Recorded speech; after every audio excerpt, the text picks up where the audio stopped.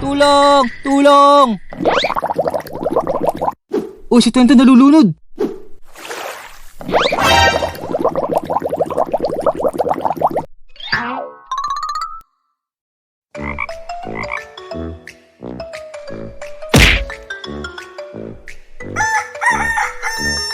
Ay, sa wakas, bakasyon na. Ano kaya gagawin ko ngayong bakasyon? Ay, bahala na. Bumangon ka na dyan, kakain na tayo. Sige po nanay, lalabas na rin po ako. Tenten, dahil wala ka namang pasok ngayon, gusto mo bang magbakasyon sa mga pinsan mo? Talaga po?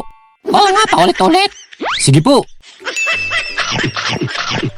Minsan kapag bakasyon, galing sa eskwela ay isa sa pinupuntahan ko ay ang mga kamag-anak ko sa side ng nanay ko.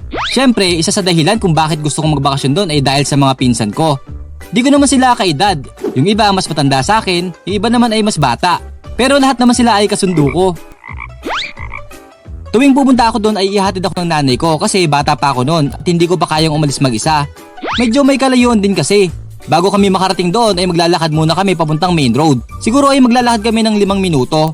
As usual, ang matadaanan namin ay mga bukid dahil nga sa lugar namin ay maraming bukid. Pagkatapos namin makarating sa main road ay mag-aabang na kami ng tricycle papuntang sakayan ng jeep. Magbabiyahe kami ng kulang 1 oras. Pagkatapos noon ay maglalakad na naman kami ng humigit kumulang 15 minutes bago pa namin marating ang bahay ng mga kamag-anak namin. Ay, nakakapagod naman maglakad. O Tenten, mag-bless ka muna sa lolo't lolo mo at sa mga tita mo.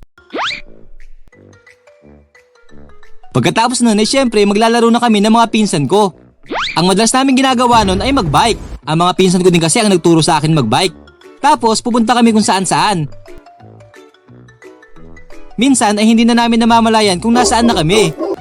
Kasi talaga namang nakakalibang magbike lalo na pag may kasama ka. Pero madalas ay hihinto kami sa mga puno ng mangga.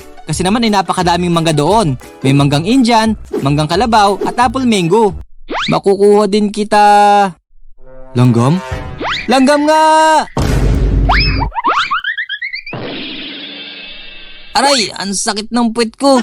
Ikaw kasi ang takaw mo sa mangga eh madami naman kaming mangga sa bahay. Oo nga, haha, nagpakahirap ka pa umakyat.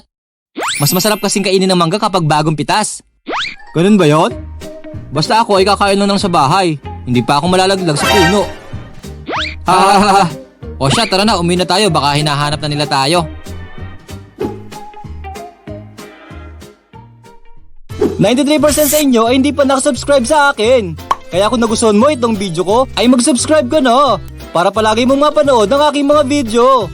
Pindutin mo na din ang bell dyan para updated ka sa mga kwento ko. Mga anak, Tenten, halika na kayo dito at kakain na tayo. Wow, ang sarap ng ulam. Ang daming gulay, prutas at mayroon pang gatas ng kalabaw. Mapaparami kain ko nito. Doon kasi sa side ng nanay ko ay mayroon silang tumana. Kaya maraming gulay at prutas ang pwede mong pagkuhanan. Alam mo ba na kahit manggang hinog, saging at pakwan ay inuulam ko? Kaway-kaway dyan sa mga nag-uulam ng prutas tulad ng mangga, saging at pakwan. Hindi din mawawala ang gatas ng kalabaw. Yung isang tito ko kasi doon ay mayroong kalabaw. At isa pa ay madami nagbebenta doon ng gatas ng kalabaw. Sasabaw ko lang sa kanin at konting asin ay talaga namang napagkasarap-sarap. Isa sa hindi ko makakalimutang experience ko noon ay nung nagpunta kami sa ilog ng isang pinsan ko para maligo at para manghuli ng tulya. Ito yung maliit na shell na nakukuha sa ilog. Hindi ko lang alam kung anong tawag nyo dito. Sa iba kasi ay iba-ibang tawag nila dito. Wow, ang daming tulya dito. Sarap ulamin ito. Habang nasa gilid ako ay bigla akong naisipang magbutas sa gitna ng ilog. Hindi pa naman ako marunong maglangoy kaya ayun. Nung mapunta ako sa malalim na parte ay bigla akong lumubog at muntik na akong malunod. Tulong! Tulong! Oh, si Twente nalulunod.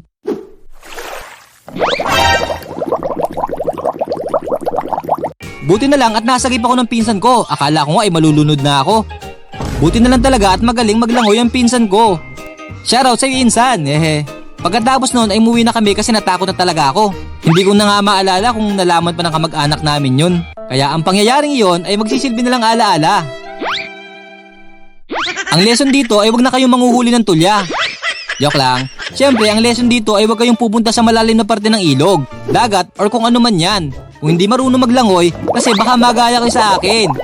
Isa pang di ko makakalimutan na karanasan ko nung bakasyon ko sa mga pinsan ko ay noong nagkaroon ako ng bunis sa puwet.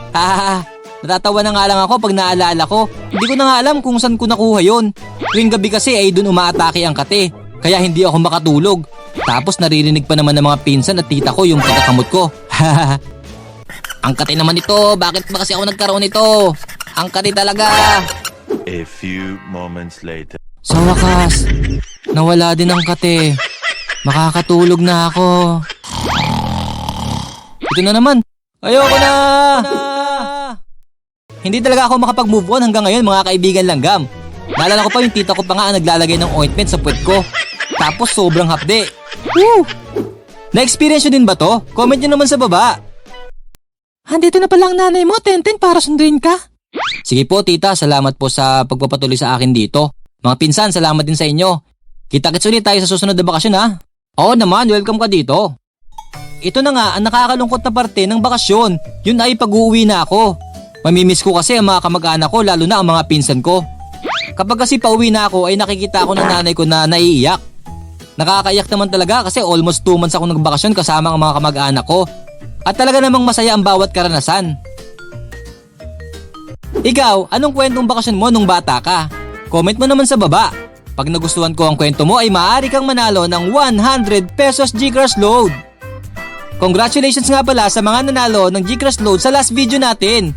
Lagi lang manood at sumubaybay sa aking video. Malay mo, ikaw na ang manalo sa susunod. Shoutout time muna tayo!